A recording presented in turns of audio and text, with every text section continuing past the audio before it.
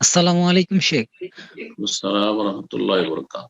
জি। শেখ, আমি জানতে চাচ্ছিলাম ইসলামে সাংবাদিকতা কি জায়েজ?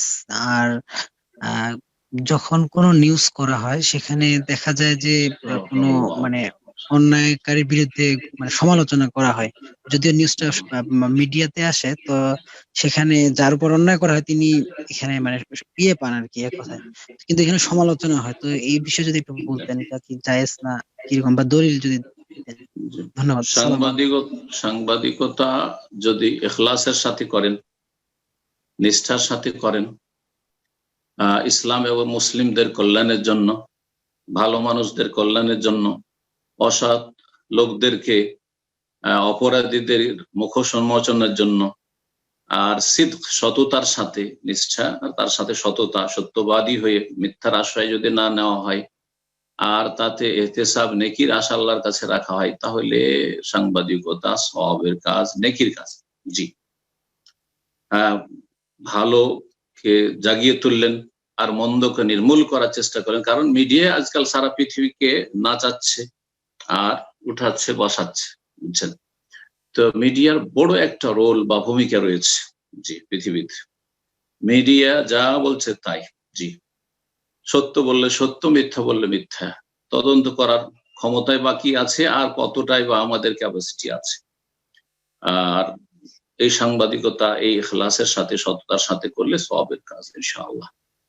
আর যদি তাতে মিথ্যার আশ্রয় নেওয়া হয়, ইখলাস না থাকে, যদি দোষীকে নির্দোষী করা হয় আর নির্দোষীকে দোষী সাব্যস্ত করা হয়, ভালোকে মন্দ করে পেশ করা হয়, মন্দকে ভালো করে পেশ করা হয়, পাপের কাজ, অশ্লীলতা ছড়ানো হয়, তাহলে গুনাহর কাজ, গুনাহর কাজ।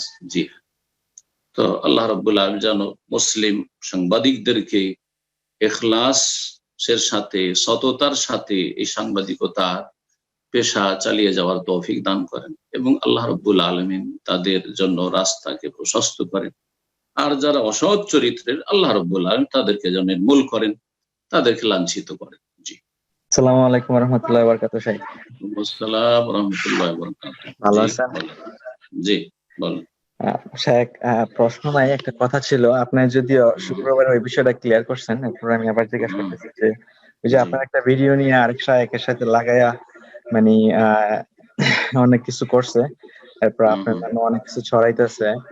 তো হুম, হুম। আপনি নসিহামূলক ওইসব মানুষের জন্য কি বলবেন? আর আমরা সাধারণ মানুষ যারা আপনাদের বক্তব্য শুনি বা সঠিক পথে চলার চেষ্টা করি, আমাদের জন্য কি নসিহা করবেন? শাইখ, একটু যদি বলতেন এই বিষয়ে ক্লিয়ারলি। জাযাকাল্লাহু খাইরান।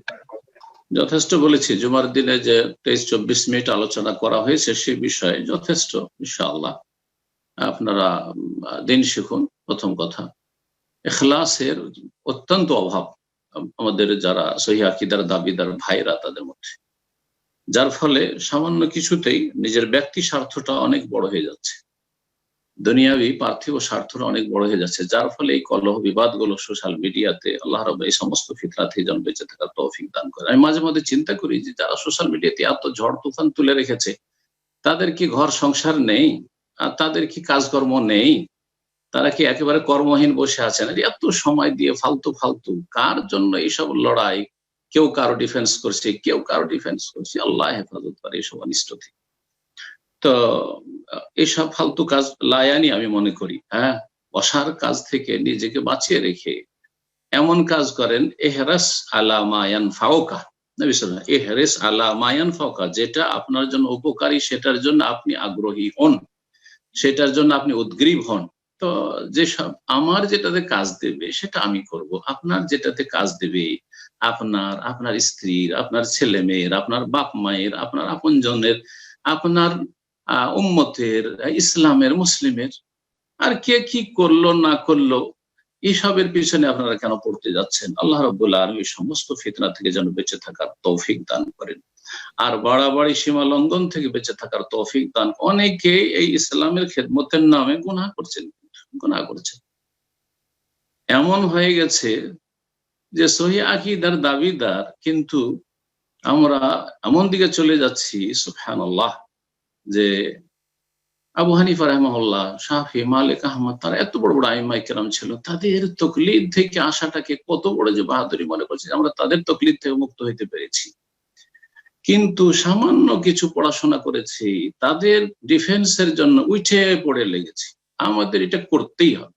কেন ভাই? আরে ভাই, ওকে করতে দাও, তুমি তোমার কাজ করো, তুমি তোমার কাজ করো।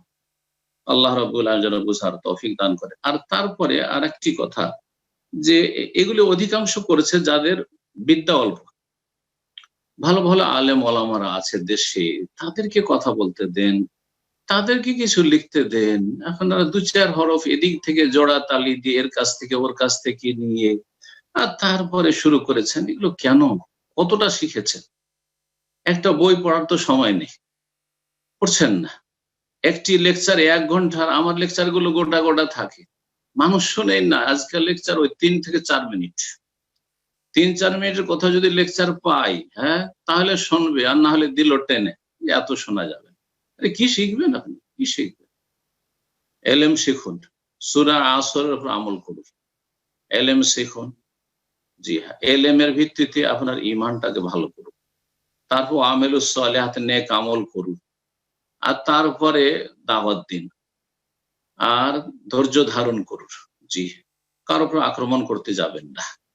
আর কারো যদি ভুল হয়, যতই তাকে ভালোবাসেন না কেন, আমাকে যতই ভালোবাসেন না কেন, আমার যদি ভুল হয় সসম্মানে ছেড়ে দেন, কোনো কিছু না, ছেড়ে দেন।